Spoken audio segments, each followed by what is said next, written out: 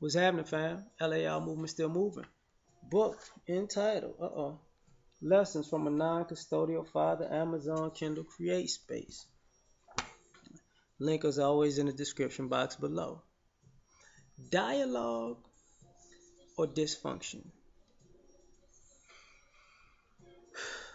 What I mean by this is we in the black community gotta really think about this because we're having conversations, but we're having conversations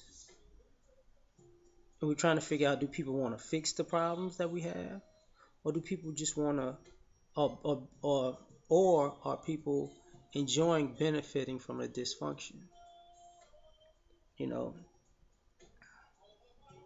just like we say, we can't get anywhere with these with traders in your group. You can't go forward when you're dealing with people who are who quote unquote say they're on your team, but are always um, turncoats, spies, agents, riding the fence because they're trying to get the benefits of being a trader. That means more to them to them than our actual betterment. So what happens when we're having discussions and dialogues? They bring in their dysfunction. You know, this is why you have people who used to have unscrupulous lives that didn't have ethics or morals. They want to, interject that you ain't got to have ethics or morals and a code of conduct. You could just be a cutthroat. Well, here's the problem with that. Once again, violence begets violence, dysfunction begets dysfunction. So if you want to do that, treat other people separately like they treat us, that's one thing. But if you want us to do that to us also, then you're not helping our cause. When we're creating these dialogues to come up with solutions, we don't need people who want to create more and more division. But those people are appreciated because they show how fractured we are and where the weakest links are. Because a lot of people don't want to admit that some of these people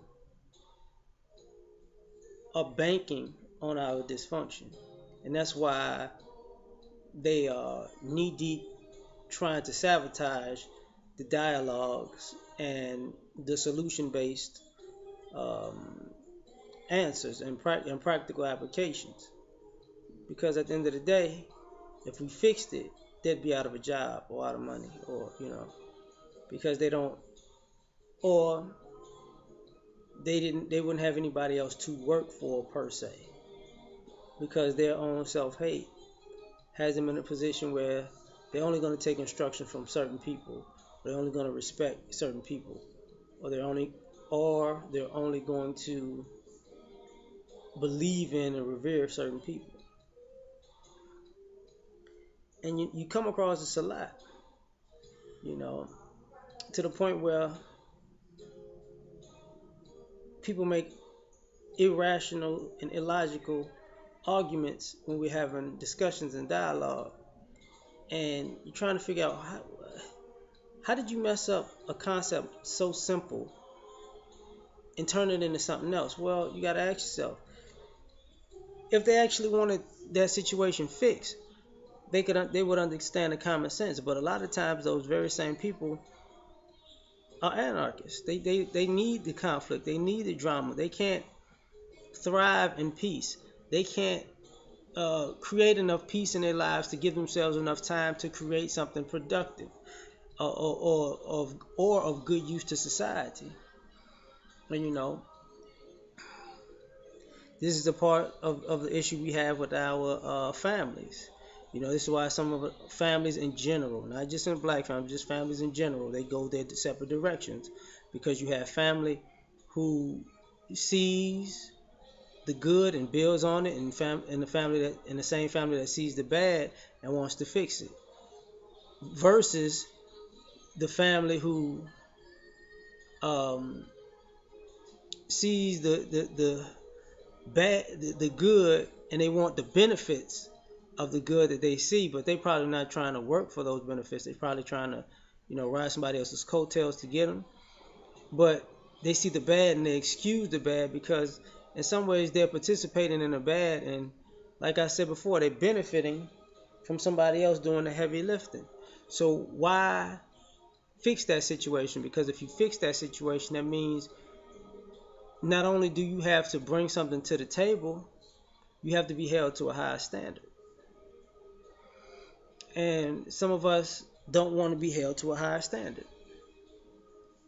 Some of us just don't want to pull our fair share, or put in the work that's necessary to maintain or grow. Excuse me. Y'all look at that as somebody else's responsibility. And that's the thing about having a dialogue versus dysfunction, because the people who want dialogue and want solutions are willing to take on the responsibilities, succeed or fail. The women that want this, the women, no. The people that want dysfunction are the people who, want to be able to enable and create more dysfunction, but be held to know with no responsibility for fixing it, or of everything they created. That's not their problem. And you see this all the time when we're talking. It's a lot of people passing the buck, and when people admit what they do, and you say, okay, now you address this issue, but see, when you put a mirror up to them and say, okay, this is what I did, I'm gonna own up to that. This is how I'm gonna fix that. Now this is what you did. Well, see, I didn't really do that because, see, what had happened was I was doing this, and then this happened to me, and life was just so hard, and it caused me to do it. Nah. Either you're gonna fix it or you're not. And the question needs to be asked: do you want to fix the dysfunction?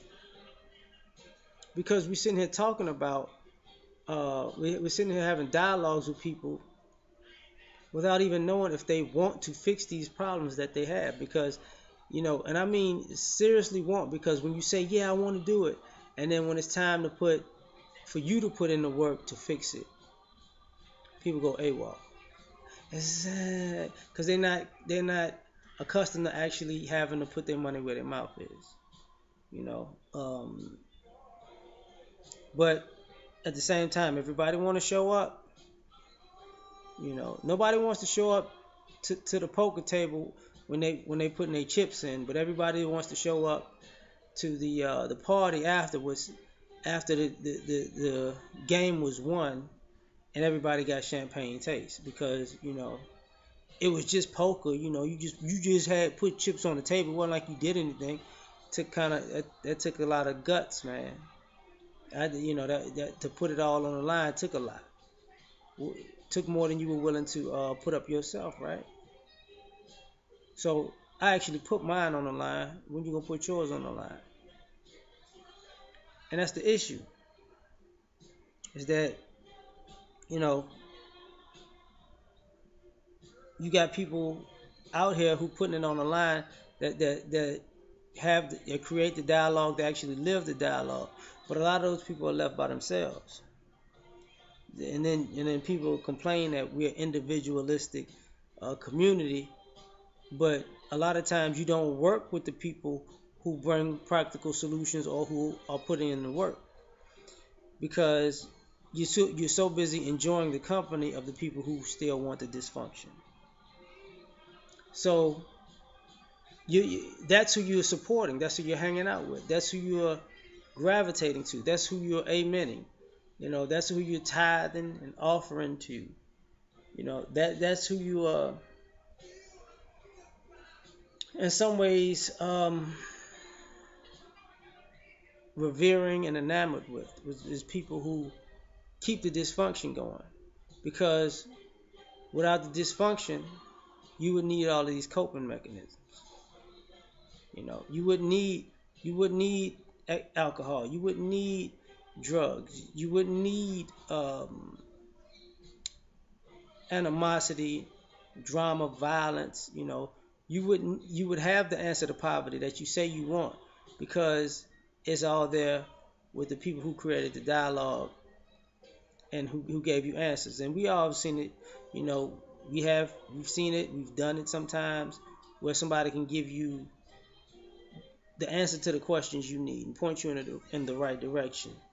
And you fight them. You resist because you don't really resist what they're saying or their advice. You resist the idea that you are in control of your own destiny. You want to put that on somebody else. But at the same time, when it's time to do something dysfunctional, you all in. You know, somebody told you um, you got a job interview tomorrow. You need to, or next week. Take the week to get prepared. You're like, man, I'll just do it at the last minute. I'm like, no, the better you prepared you are, the higher the chance you get this job or start this career, whatever it is. But then somebody says, hey, man, let's go turn up. Man, all right, let's go kick it. See, by the time you get to that interview time, you feel like you could have dabbled and did both and come out on top, but you didn't because you committed to the dysfunction. You didn't commit to the dialogue. You didn't listen to the important stuff. You didn't do the right stuff. You had fun, you know, dancing with the devil, and now, you find out you're on the floor, but you're in hell. You know, so which one are we gonna do? We're gonna create it. We're gonna continue a good dialogue, or we just gonna continue to dance in dysfunction. I'm out.